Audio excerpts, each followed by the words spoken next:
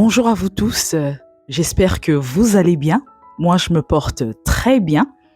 Après plusieurs mois d'attente, le gouvernement du Québec vient d'afficher la liste des universités et des cégeps où les étudiants vont étudier soit à 3 000 $, ça c'est pour les universités, soit à 0 $ canadien, ça c'est pour les cégeps. Donc les cégeps sont gratuits.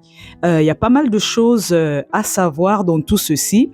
Alors la première chose que vous devez savoir, c'est que toutes les institutions concernées, les universités comme les cégeps, sont à l'extérieur de la métropolitaine de Montréal. Donc, vous n'étudierez pas dans Montréal, mais vous serez dans des villes qui sont aux alentours de Montréal. La deuxième chose à savoir, c'est que la bourse d'exemption ne concerne pas tous les programmes. Elle concerne certains programmes seulement que je vais vous lister dans cette vidéo. Donc, voici les programmes concernés par la bourse d'exemption.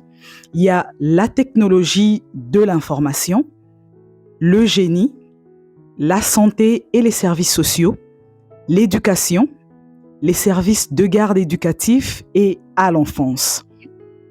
Comme je disais tantôt, ce n'est pas tous les programmes qui sont concernés. Les programmes choisis sont considérés comme prioritaires par le gouvernement du Québec.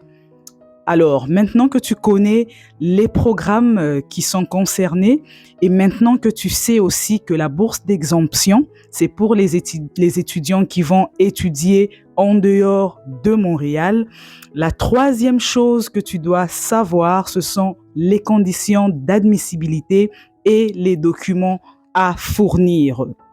Donc, les conditions d'admissibilité. Pour être admissible, tu dois être un étudiant international, tu dois être inscrit dans un établissement d'enseignement admissible. Deuxième chose, c'est que tu dois être inscrite ou inscrit à temps plein dans un programme d'études en français déterminé par l'établissement et lié à l'un des domaines identifiés comme prioritaires par le gouvernement du Québec. La troisième chose, c'est que vos lieux d'apprentissage et de résidence doivent se trouver au Québec et être situés à l'extérieur du territoire de la communauté métropolitaine de Montréal durant vos études. Donc, quitte à toi de choisir le collège où tu voudrais t'inscrire. Voilà, il y a plusieurs choix, il y a plusieurs programmes que je vais vous montrer ici sur l'écran. Une fois que tu auras choisi le cégep où tu aimerais étudier, tu vas alors fournir tes documents. Et là, on passe à la section des documents.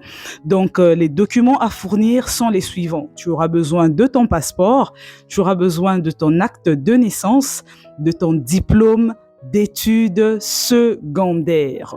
Après ça, moi, je vous dis à tous et à toutes, bonne chance et bienvenue au Canada. Si vous avez des questions, n'hésitez pas de les mettre en commentaire ou encore de nous suivre et nous écrire en message direct sur notre Instagram qui s'appelle aussi Destination Réussite. Et toujours, n'oubliez pas et n'hésitez pas de vous abonner, c'est gratuit, de liker, de partager le contenu autour de vous. On se retrouve très bientôt pour une nouvelle vidéo. Bye!